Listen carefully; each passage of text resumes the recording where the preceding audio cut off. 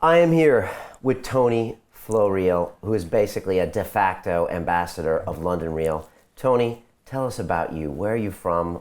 What do you do? Tell us more. Yeah, I was born in Santa Monica, California, raised in San Francisco. I was exposed to culture, being a diverse ethnicity. I was exposed to different ethnicities growing up, and had a lot of challenges. Hearing impaired, so wear a hearing aid. Relied on my other senses, I would think, over the years, and basically I think that increased my sensitivity to things outside of me and also within me. But I was super shy, overweight, grew up with a single mom. Father abandoned us when I was almost 2. So I had all these things against me, and somehow growing up I had stumbled across flow states. So didn't know it at the time, but went through Catholic school. Felt very kind of what's the word? I just felt very, I guess, shy, and I felt, with religion, guilty, shame, all that stuff that came with that. But I was exposed to different religions besides the Catholic religion. I saw Buddhas around the house. So it was always something that was there that made me question the reality of life. What's all these religions about? What's the deal with culture, different foods, music?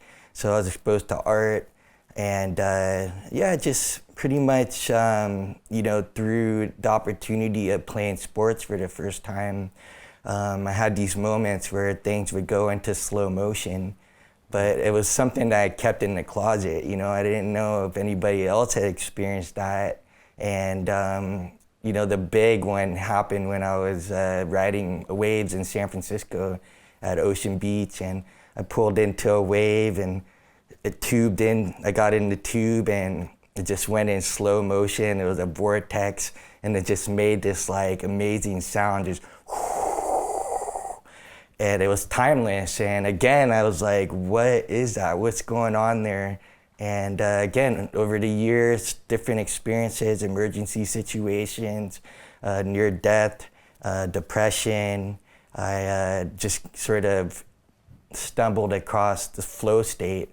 And then a few years ago, I finally came out of the closet about it. I started blogging about it, started talking on camera, sharing about these experiences, and then other people started reaching out to me and saying that they had those experiences as well. And then I typed on Facebook, wondering if there was anybody else that was doing flow, and the Flow Genome Project came out. So I was relying on the whole new agey stuff. I dived into all the mystics books, all the Vedas, the Hindu stuff, Buddhist stuff, everything I could get my hands on to find out what's going on. What is this spiritual thing that's happening?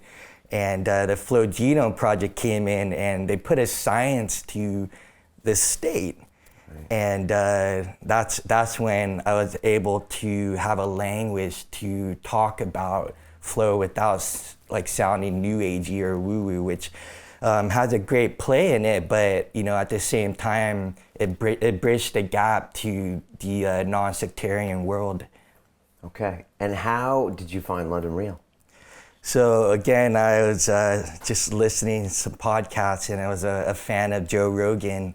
And someone told me about him. I didn't even know he had a podcast, just knew him as the Fear Factor guy and UFC announcer.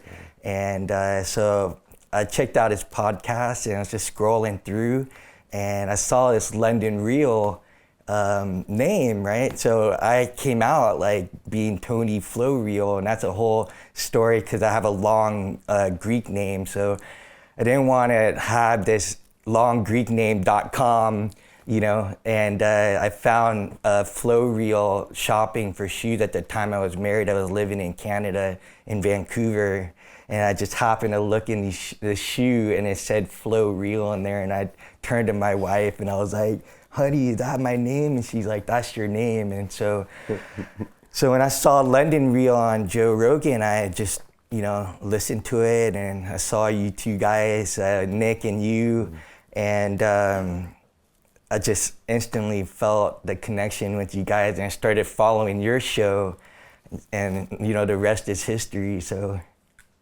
That's crazy. I didn't know that story about Floreal. yeah. And then you first came to this studio, a couple of years ago, right? So you decided to make the pilgrimage. Yes. Okay. Yeah. So I was out in Hawaii, and I wanted to learn what you guys were doing, in terms of like the production. So I thought it was like high quality, and it blew me away, like the camera angles, the sound.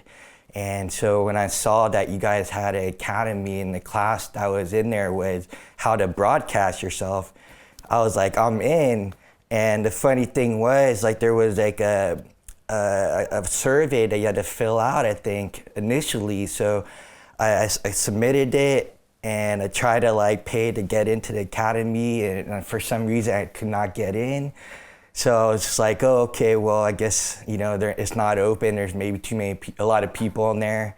And so I just waited, and I got an email, that the academy had been open to like everybody. And so that's when I signed up. And I had done like all this self-help stuff over the years. I spent like thousands of dollars going to seminars. I was a seminar junkie. I was getting high off the energy. Monday I would roll around and feel naked and like lost again. And I honestly doubted about this academy. I was like, I don't know if I want to make the same mistake, to pay into something and like just get high off of information, right? And something just felt different, I felt it in my heart to sign up. And I looked onto the site, and I saw that you guys were having focus groups. The first two were already booked out. So I saw what was the next one, and so I booked it out, I think like 3 months in advance. And then the time came, and a bunch of situations came up that almost didn't make it, but I flew all the way to Hawaii just for the focus group. That was crazy, man. That left a big impression on us. Yeah. And you said I would have been really skeptical about things in the past, but with us you felt really comfortable, and we became pretty good friends right afterwards, right? Yeah, it was just pretty instant, because I walked in, and you're like, you're that guy from Hawaii, and then I told this story about, almost dying a couple of years ago, and like you said, everybody's jaw just dropped, and then we connected after the focus group. We did a little video blog of me. Yeah. And that just exposed me to more people, right? And all of a sudden, like, my email list just got, like, pounded. And and then we just kept in touch, and, I was able to learn, like, see what you guys had for the setup here, and and then I started Floreal TV, and I had you on the second episode, and in San Francisco. Yeah, in San Francisco, cool. Yes. And what have you seen happen with us over the last year? You were at our summit in March. You came out. It was like 200 people, and that was a big new event for us. You were on stage with me, leading everybody in the Wim Hof breathing. What have you seen us do the last year? Just in the last year, I've just seen you guys pretty much reach like more people in terms of finding the others and building that connection, because people are like thirsty for that. It's really weird that we're in a big city with lots of people, and people are walking around feeling pretty lonely. So the biggest filter, as you were saying earlier with Chris, was the fact that, like, by being yourself, like being authentic, being real, like that will enable other people to like feel comfortable and feel like that they're not alone, that they have somebody that they can connect with. And so just seeing the growth of in the past year, watching the summit, seeing the amount of people that showed up for that, and then these focus groups that like started in this tiny room, it's just growing so much that you have to have like another venue to host all these people. And then I hear about the business accelerator through Chris Albert, you know, one of your top instructors, that it's just exploding in terms of how to start a business, like how to broadcast. So you're learning all these skills to reach like freedom in some sense, where you can like become an entrepreneur. You don't have to rely on like somebody to hire you to you know, earn an income. Like you basically become self-reliant, self-sufficient. So you give these people all these tools, and now this thing with the life accelerator, where it's like now you can play at the same time, work hard, play hard, and just feel fulfilled because you're actually like spreading the love to a lot of people, and it's just growing. You know, not just with London Real, but everybody that you've had an impact, including me. The audience is just growing, it's rippling out. You were at our focus group last night, super focus group we call it now. You saw like 140 people like getting crazy, opening up, confessing things, planning their futures out, thinking about how they can give back to the world. I mean, pretty crazy. How would you describe that to someone? Yeah, it's, I mean, so you created this like environment that people feel safe. And you know, the ironic thing is that they're connecting with strangers where, you know, they're not maybe they haven't been able to do that with their family, you know, because of like guilt and shame. Maybe they're waking up and, you know, everybody's sort of like caught in a rat race. They're caught in the rut of life, and everybody that was there, maybe they were searching and they came across London Real and realized like, hey, I'm not alone again. And so now you put all these people in the room and you're leading by example. You're doing the active meditation. You're like the loudest guy in there. My voice is almost gone too, because you were infectious. I felt it. It spread to everybody, and we had that like sort of collective vibe going on. And then, you know, everybody's guard goes down, and in a sense, that's when, you know, they feel free and open, vulnerable, and for the first time, they could actually maybe release, to let go what they've been like holding tight because they were scared they didn't feel safe around anybody. And you led us in the Wim Hof breathing. Yeah. You've been gotten real close to Wim in the last year or 6 months or a year. Spent a lot of time with him, learned from him, challenged him. Tell us a little bit about that. Yeah, it was a blast. You know, he's just an amazing man in terms of, you can see that he lives life, you know, and you can see he's human, and he's vulnerable. He's you know, he can do these feats, and but at the same time, like, he is also human. He has his flaws, and so do I, so do you. Like, that's the thing, like, that a lot of people are just trying to like reach some sort of like false standard. And you know, you can see it with celebrities that they can't like keep up with the machine, you know, and it just gets stressful. And then there's this sort of persona that they have in public, and then there's this like the real person like behind the scenes, and maybe they got burned a few times, so it's quite guarded, and there's like an inner circle. But with Wim, is, you know, you get what you see is what you get. It's no different between like on camera and off camera. And it's just been fun to be around somebody that's just full of life, right? It's, again, infectious, it's contagious, and it seems like that's how life should be lived. And, you know, a lot of people are like suppressed and repressed, and we're able to like demonstrate that, because I think the example of somebody like Wim or you or me, or people are actually like going for it. You know, it's scary, and but we can't look at ourselves in the mirror. And you know, I was saying last night about, you know, at the end of your life and on your deathbed, right? Like, I don't want to have any regrets. You know? Yeah, I know. Yeah. And so, what does the next year look like for Tone Floreal? What are you up to? Where are you traveling? Who are you working with? I know you do a lot of work with top athletes. What's it look like? Yeah, it's so deepening those relationships with those people professionally. Been fortunate to stand on the shoulders of giants and just through osmosis, like sort of download all the good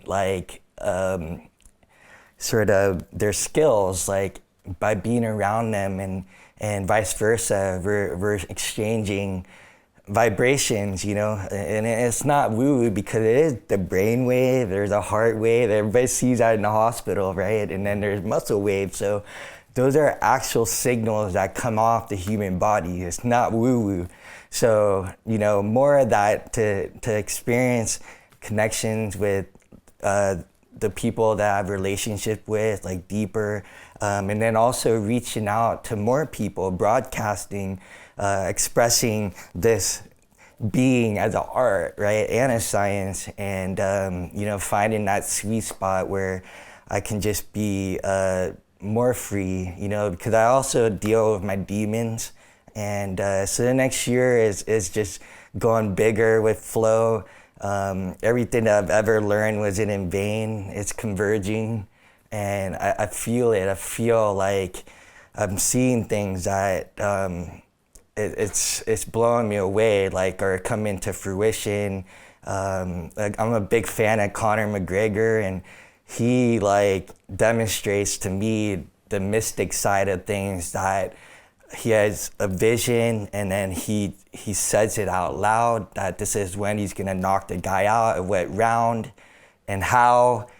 And he's been wrong, I think, once, and maybe could have got to his head or something, but he had that as a learning experience, and then he's just come back like even more vicious, even more mystical that way. And so we all have that ability, and it's amazing to me, like this thing that's been like hitting in us, it's being awakened. And so yeah, that's 2017, man. It's gonna be fun. I'm really excited to see how we could code this like virtual reality we live in, Well, dude, this has been a big year for you. I've noticed big changes in you. Big. This year has been 5x your 2015, in my opinion. And I just see you doing big things, really learning from the best people in the world. You're always showing up in somebody's house that I've already had on the show. And I'm always, seriously, it's like, where's Waldo? Where's Tone Floreal? He's at Ty Lopez's house. Of course he is. He's hanging with Laird Hamilton. Of course he is. He's with Wim Hof. Of course he is. So it's crazy, dude. And I just want to thank you and acknowledge you for being such an amazing ambassador for London Real. I mean, you travel around the world hanging out with Olive from New York Real and Kevin down in Australia and all these great people. And, now you're doing work with Chris Albert and Warrior Soul, and I think that's awesome. So, and last night you were with me doing the breathing, for our Super Focus. So, dude, thanks so much for being a part of us here. We value you hugely. Everybody here has got much love for you, and we know, people know who Tone Floreal is, and we got a lot of time for you. So let's do some big things next year. Yeah, let's definitely do that. Thank you so much for broadcasting yourself, and all this stuff would have happened if you didn't step out. And because I saw you, and I saw that there was another reel out there that was broadcasting, and everybody's just craving that. It's the connection, the community, the culture. So it's happening, it's rippling out there. So thank you so much, Brian. Real recognize real. Right? Yeah, right. Right? Right. That's awesome, Tony. Thanks so much, brother. All right, man. Love you, man. Cool, buddy.